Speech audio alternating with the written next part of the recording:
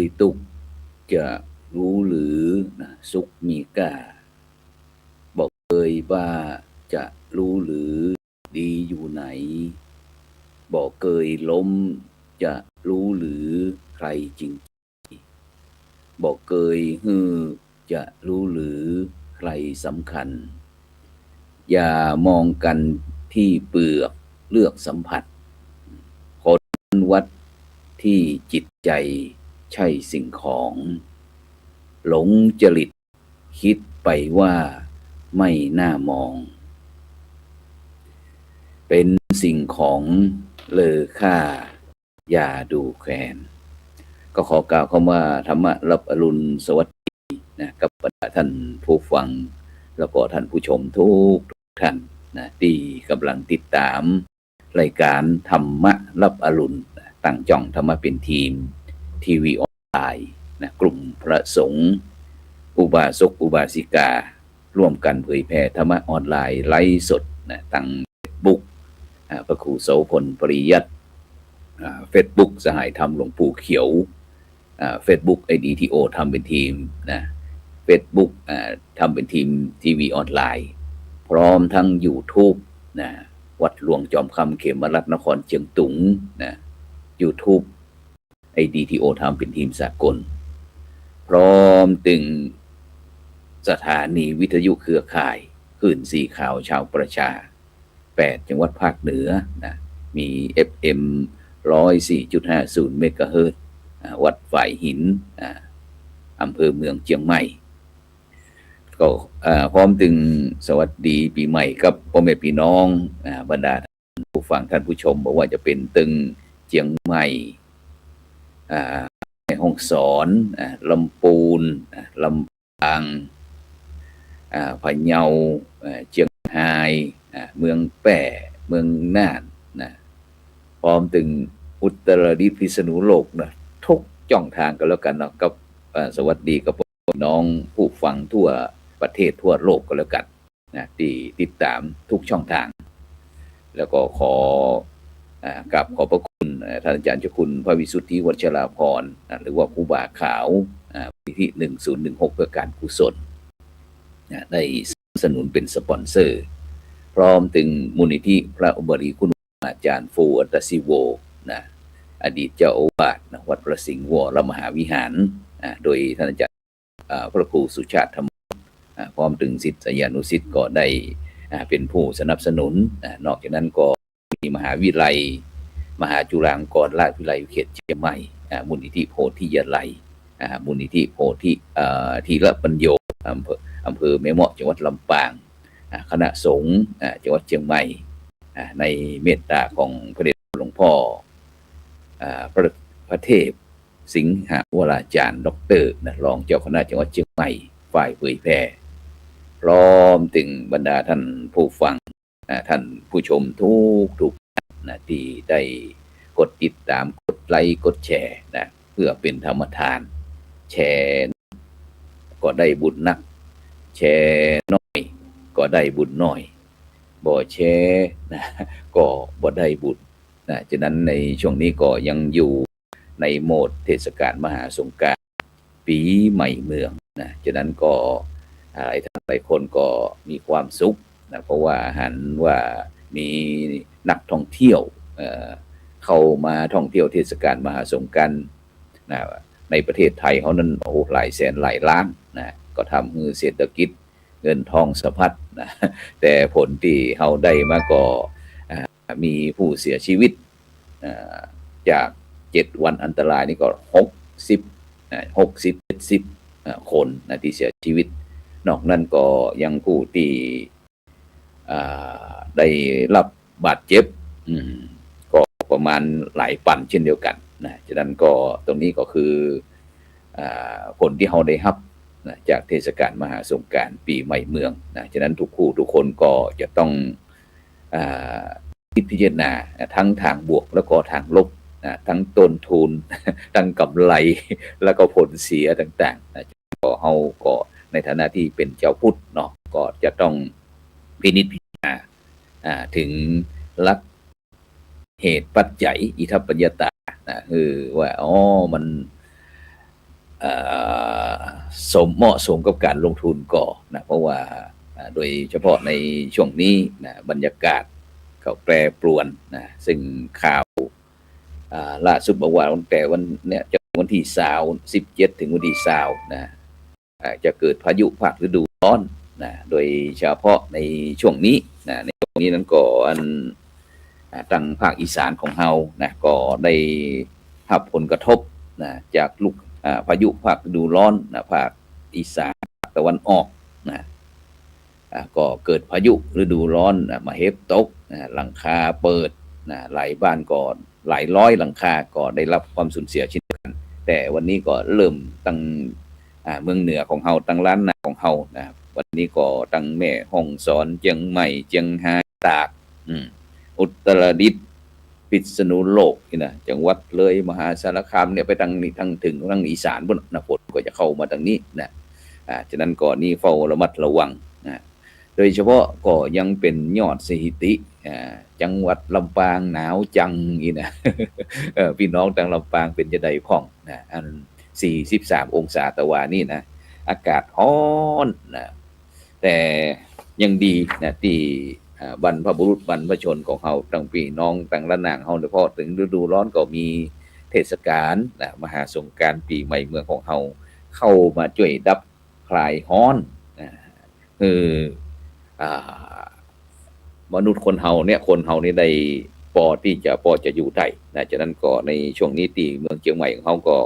PM 2.5 นะ PM 2.5 นั้นก็ยังถือว่าสูงอยู่ยังถือว่าสูงอยู่แต่ว่านี่หันนั่นข่าวนั่นรองนายกรัฐมนตรีคุณยศนันท์ศรีสวัสดิ์ว่าใจรองนายกของเฮานะรองนายกยศนันท์พร้อมถึงคณะทีมงานก็เข้ามาติดตามเรื่อง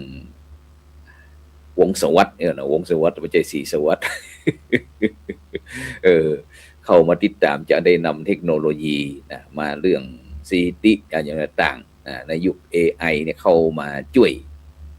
ในการที่จะแก้ปัญหาเกี่ยวกับเรื่อง PM 2.5 นะฉะนั้นก็เป็นที่น่าอนุโมทนายินดีนะที่เขายังมีความอย่างที่เขาจะบอกมีความมันเจอวิกฤตนะแต่เขาก็ยังพอหันแสงสว่างยังมีความหวังที่ยังมีบุคคลที่พยายามนะที่จะแก้ปัญหาเนี่ยยังดีกว่าปล่อยแล้วปล่อยเลยอย่างต่างๆเหล่านี้เพราะว่าปัญหามีไว้ให้แก้ไขนะปัญหานะไม่ใช่มีไว้ให้ท้อแท้นะฉะนั้นวันพรุ่งนี้นะพิธีสามีจิกรรมนะสุมาคารวะมหาเถระนะเนื่องเทศกาลมหาสงกรานต์ปีใหม่เมือง2569นะทางคณะสงฆ์จังหวัดเชียงใหม่ในเมตตาของพระเดชคุณหลวงพ่อพระเทพมังคลาจารย์นะเจ้าคณะจังหวัดเชียงใหม่นั่นก็ได้แจ้งคณะสงฆ์จังหวัดเชียงใหม่ตึง25อำเภอตึงหลวงพ่อเจ้าคณะอำเภอรองเจ้าคณะอำเภอนะพระเลขานุการพร้อมถึงเจ้าคณะพระสังฆาธิการต่างๆแต่ละอำเภอนั้นก็วันพรุ่งนี้ก็จะได้มาร่วมกันนะ ประกอบพิธีนะสุมาคารวะพระมหาเถระนะแล้วก็ถือโอกาสในการที่จะประชุมประจำเดือนตุยนะฉะนั้นก็วันพรุ่งนี้ก็เวลาบ่ายโมงนะที่พระวิหารหลวงนะวัดพระสิงห์วรมหาวิหารอำเภอเมืองจังหวัดเชียงใหม่ซึ่งพระมหาเถระนะที่ตั้งคณะสงฆ์จังหวัดเชียงใหม่ได้กราบรัตนามาคือเจ้าคณะพระสังฆาธิการนะได้ส่งมาคารวะในที่ว่าพระวิหารหลวงพรุ่งนี้ก็มีจำนวนประมาณ20ลูกนะมีพระเดชคุณหลวงพ่อพระธรรมเสนาบดีนะเจ้าคณะภาค7นะพระธรรมวชิรโกศลนะที่ปรึกษาเจ้าคณะภาค7วัดศรีโสดาหลวงพ่อพระเทพปริยัตินะที่ปรึกษาเจ้าคณะภาค7นะเจ้าวัด7ยอดพระอารามหลวงนะวราชกิติสุนทรที่ปรึกษาเจ้าคณะภาค7วัดเจดีย์งามอำเภอฝางเจ้าคุณพระศรีศิลปาจารย์นะที่วัดพระธาตุศรีที่ปรึกษาเจ้าคณะภาค7นะวัดพระธาตุศรีจอมทองพระมงคลวชิรานันท์นะนี่กติปรึกษาเจ้าคณะภาค7วัดน้ำบ่อหลวงนะ พระราชโพธิวรคุณด็อกเตอร์นะที่ปรึกษาเจ้าคณะภาค7นะวัดพระธาตุดอยสะเก็ดพระเทพมังคลาจารย์เจ้าคณะจังหวัดเชียงใหม่พระเทพสิงหวราจารย์ด็อกเตอร์นะรองเจ้าคณะจังหวัดเชียงใหม่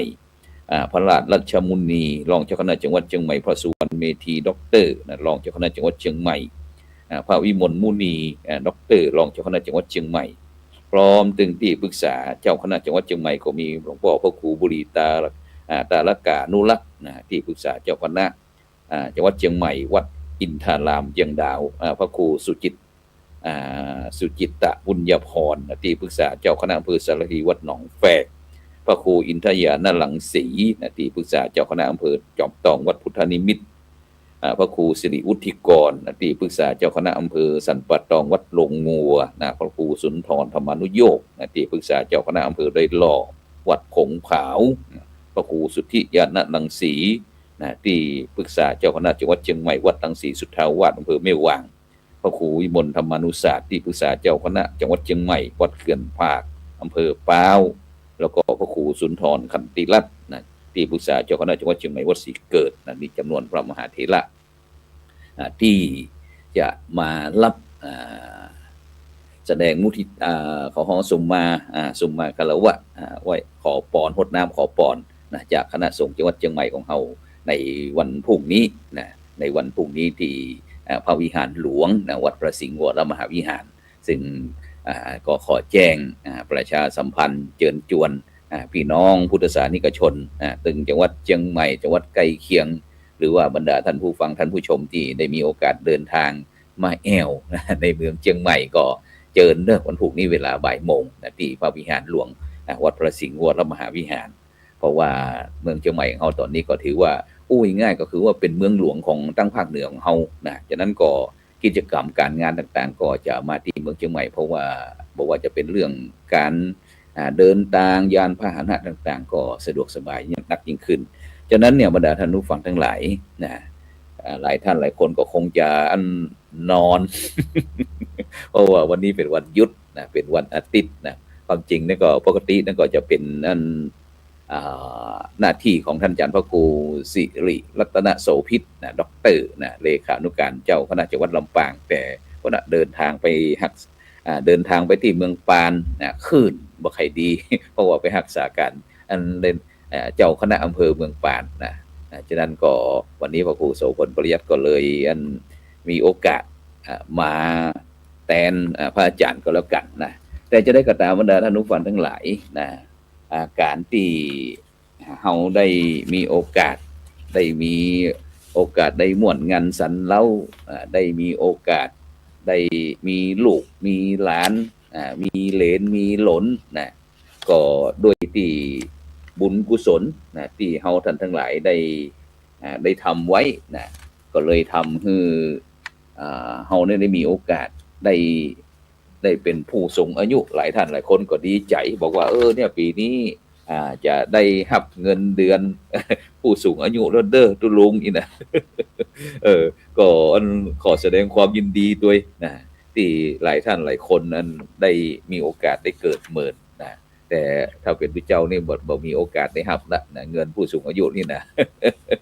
เพราะว่าผู้เจ้านี่เป็นคนพิเศษพอปืนแม้กระทั่งเวลาจะขึ้นรถขึ้นลาอย่างต่างเพิ่นก็จะจัดอยู่ในโซน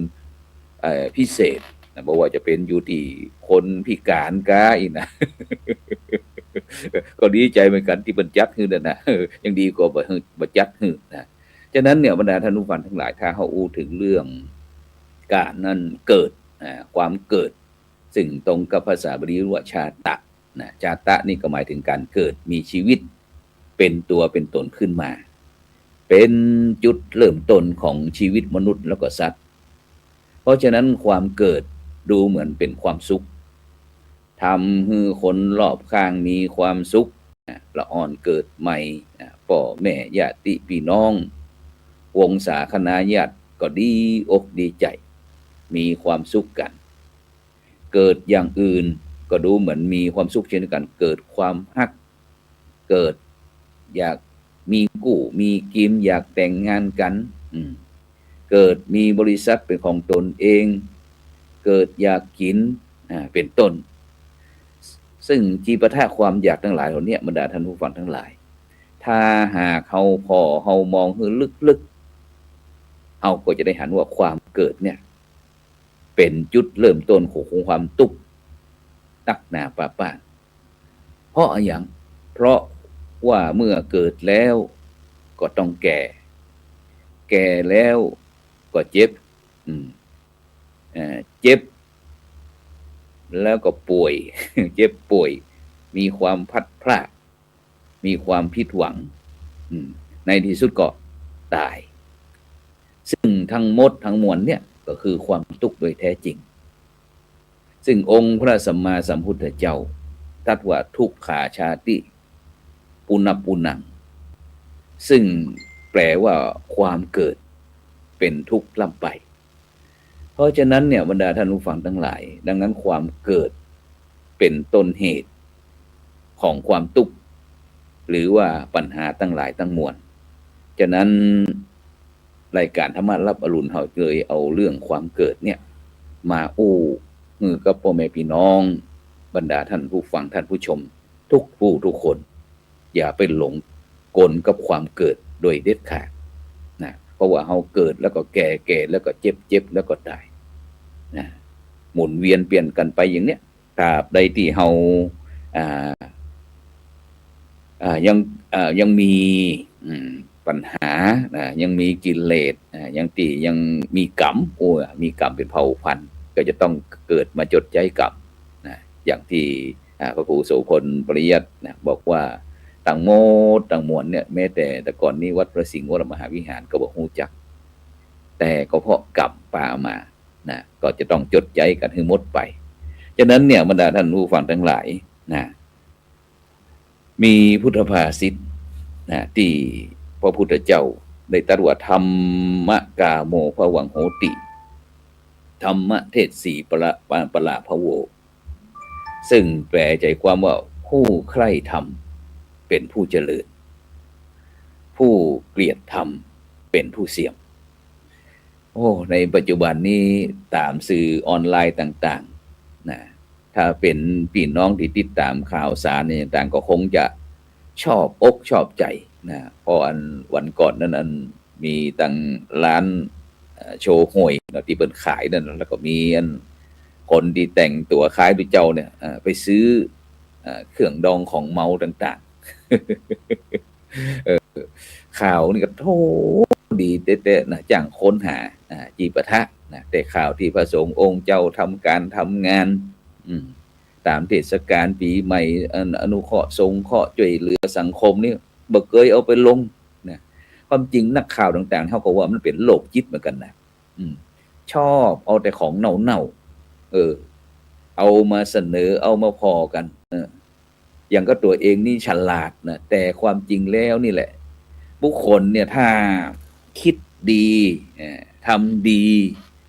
เขาก็จะนำแต่เสนอแต่สิ่งที่ดีแต่ตรงกันข้ามถ้าคิดบ่ดีนะก็หาแต่สิ่งบ่ดีเนี่ยมาเสนอเนี่ยมันเป็นจิตนะฉะนั้นที่บ่ได้ว่าไว้แต่ยกคือพอว่าถ้าคนเฮาเนี่ยถ้าจิตมันดีมีสติปัญญาต่างๆเนี่ยเฮาก็สามารถที่จะแยกแยะได้ฉะนั้นบุคคลที่เสนอตัวเนี้ยถือว่ายังเป็นคนที่บ่มีศีลมีธรรมเป็นคนที่ไม่ปกติเพราะว่าศีลแปลว่าปกตินะ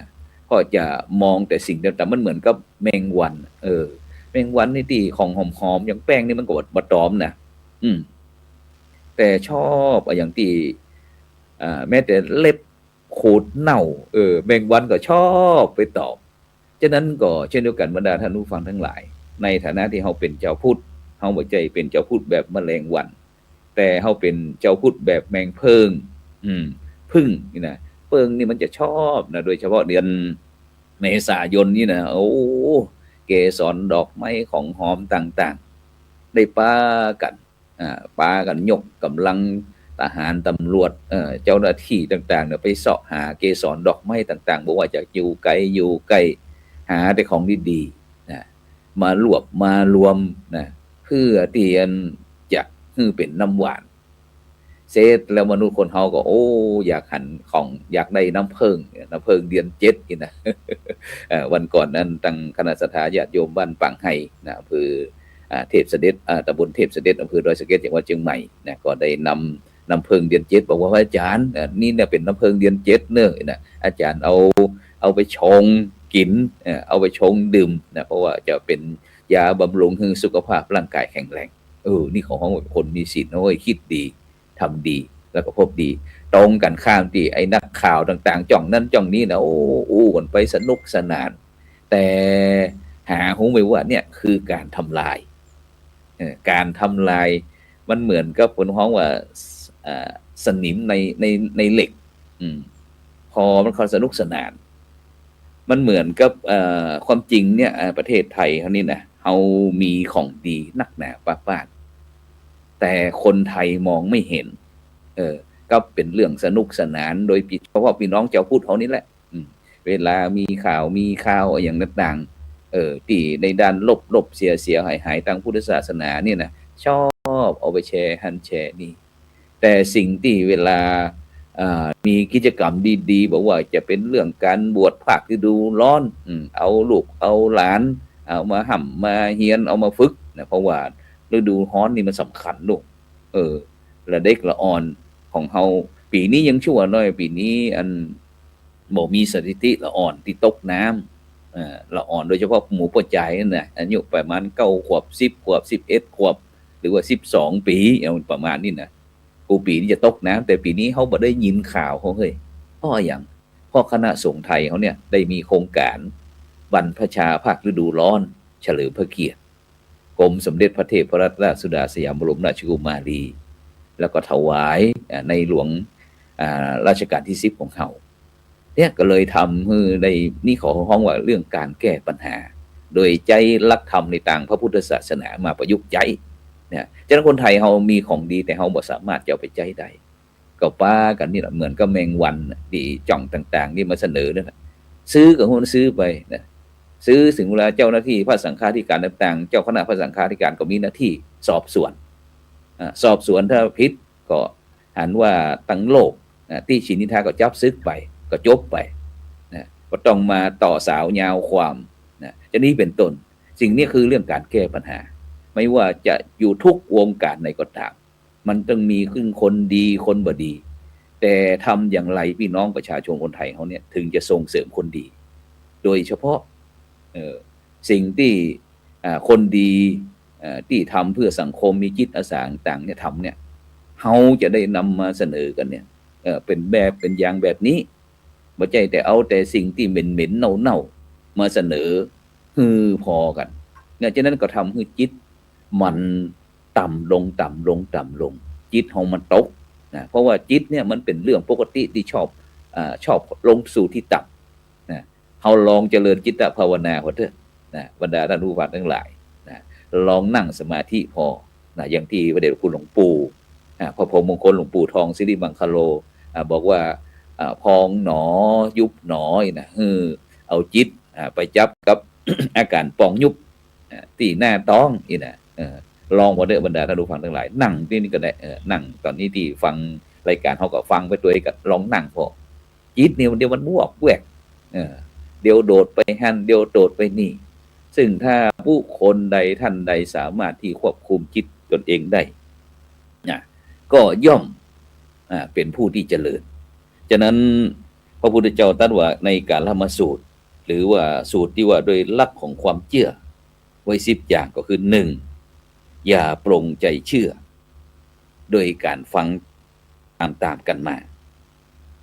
2. อย่าปรงใจเชื่อโดยการถือปฏิบัติสืบกันมา 3. อย่าปรงใจเชื่อด้วยการเล่าลือหรือว่าตื่นข่าว 4. อย่าปรงใจเชื่อตีอ้างตำรับตำราหรือว่าคัมภีร์ 5. อย่าปรงใจเชื่อเพราะตักกะหรือว่าความน่าจะเป็นไปได้มันน่าจะเป็นไปได้นะเพราะว่ามันแดดอันกาดฮ้อนฝนมันจึงตกฝนตกถนนจึงเปียกตักกะคือว่าอนุมานเอาแต่ ฝนบ่ตกถนนก็เปียกก็มีดูฉะนั้นแล้วอย่าปรงใจเชื่อเพราะการอนุมานหรือว่าคาดเดาวันนี้โอ้มันครึ้มฟ้าครึ้มฝนมืดเฮาเฮ้ยมันร้อนเฮาเฮ้ยนะมืดตึ๊บอีนะฝนจะตกคาดการคาดเดา7อย่าปรงใจเชื่อด้วยการคิดตรองตามแนวเหตุผล8อย่าปรงใจเชื่อเพราะเข้าได้กับทฤษฎีที่เฮาได้คิดไว้แล้วหรือตรงกับความคิดของตัวเอง9อย่าปรงใจเชื่อเพราะมองหันรูปลักษณ์น่าจะเป็นไปได้โอ้นะถ้าเป็นผู้เจ้ารูปนี้ใส่สีค้ำแขวนประคำลูกเต่ามะเขือแจ้อีน่ะโอ้เนี่ยดูแล้วน่าเคารพนับถือต่างๆ10อย่าปรงใจเชื่อเพราะนับถือว่าท่านนี้เป็นครูของเราทุกอย่างองค์พระสัมมาสัมพุทธเจ้าบ่ฮือเชื่อเลยหากยังบ่ได้ใจปัญญาพินิจพิจารณาไตร่ตรองฮือดีเนี่ยก่อนฉะนั้นพระพุทธเจ้าได้เน้นเรื่องปัญญาก็คือความรอบรู้ความฉลาดเป็นเครื่องมือกำจัดโมหะความหลงหรือว่าความฉลาดน้อยในจิตในใจของคนเฮาฮือใจปัญญาพินิจพิจารณาไตร่ตรองฮือดีเนี่ยก่อนที่จะเชื่อหรือเชื่ออย่างเงี้ยจะได้บ่ผิดหวังหรือว่าโดนหลอกเหมือนกับในยุคสมัยนี้ที่วันก่อนได้มีคณะครูบาอาจารย์เขาได้โทรศัพท์มาปรึกษาบอกว่าโอ้มีหน่วยงานองค์กรนั้นองค์การนี้นะจะมอบโล่นะตีพุทธไตรต้นโพพุทธคยาแต่จะต้องโอนเงินการดำเนินการสัก 2-3 หมื่นนึงเด้อนะเพื่อเจ้าหน้าที่นะโทรปรึกษาก็เลยบอกว่าควรจะปรึกษาหน่วยงานที่รับผิดชอบโดยเฉพาะสำนักงานพุทธศาสนาเนี่ยหรือว่าวัฒนธรรมต่างๆก็ลองสอบหาข้อมูลดูเพราะว่าในปัจจุบันนี้มันมีแต่ผู้หวังดีแต่ประสงค์ร้ายนะฉะนั้นประเทศชาติหรือว่าแม้แต่โลกเขาเนี่ยบอบช้ำนะกับความโลภความโกรธความหลงหนักหนาปาปานบ่ใช่เฉพาะประเทศไทยเฮาเท่านั้นแม้แต่ประเทศใหญ่ๆมหาอำนาจต่างๆอย่างที่มีการลบราฆ่าฟันกันใช้ศัตราอาวุธต่างๆที่เกิดขึ้นมุมนั้นมุมหนึ่งของโลกอีกเนาะเนี่ยก็เกิดจากความโลภอยากเพราะความอยากนั่นแหละ อยากที่จะเหนือเปิ้นอยากจะเก่งก็เปิ้นนะแต่ใจโมหะความหลงว่าตัวเองนี่เป็นใหญ่ตนเองนี่เป็นพญาอินทรีย์เป็นพญาแห้ง ไม่ใช่พญาอินทรีย์เป็นพญาแห้งนะที่หันเหยื่อที่ไหนก็จะโชบลงไปเอากินจะเป็นต้นฉะนั้นเนี่ยบรรดาพ่อแม่พี่น้องบรรดาท่านผู้ฟังทั้งหลายในเจ้าวันนี้รายการธรรมะรับอรุณนะโดยเก่ากับผมธรรมะพระครูโสพลปริยัตินะจากวัดพระสิงห์วรมหาวิหารนั้นก็ได้นำมาเพื่อนะที่จะฮือสติกับบรรดาท่านผู้ฟังท่านผู้ชมเนี่ยได้เอาไปพินิจพิจารณาแล้วไตร่ตรองหาเหตุหาผลเกี่ยวกับเรื่องหลักความเชื่อที่พระพุทธเจ้าได้ตรัสไว้ในกาลามสูตรหรือว่าพระสูตรที่ว่าโดยหลักของความเชื่อไว้10อย่างที่ได้ผู้ฟังเพื่อที่เขาจะได้อยู่ในโลกยุคปัจจุบันเนี่ยแบบมีความสุขแบบยั่งยืนฉะนั้นก่อนในเจ้าวันนี้ก็เวลาหมดเวลานำรายการธรรมะรับอรุณจากบรรดาท่านผู้ฟังไปก่อน เมื่อคืนนี้เขาก็มาป้ากันเพราะว่าในช่วงนี้เขาก็จะเป็นช่วงที่ปรับผังรายการช่องธรรมะเป็นทีเพื่อเป็นประโยชน์ต่อบรรดาท่านผู้ฟังท่านผู้ชมนักที่สุดฉะนั้นก็กินข้าวงายวันเจ้านี้ก็ขอกินข้าวหลำน้ำแล้วเด้อเขาพักผ่อนตามสบายเพราะว่าในช่วงนี้อากาศก็จะร้อนก็ขอบรรดาท่านผู้ฟังท่านผู้ชมก็อย่าประมาทในวันในเวลาคนเฮามันบ่แน่นอนฉะนั้นก็เจ้านี้ก็ขอกล่าวคำว่าอายุวันโนสุขังพลัง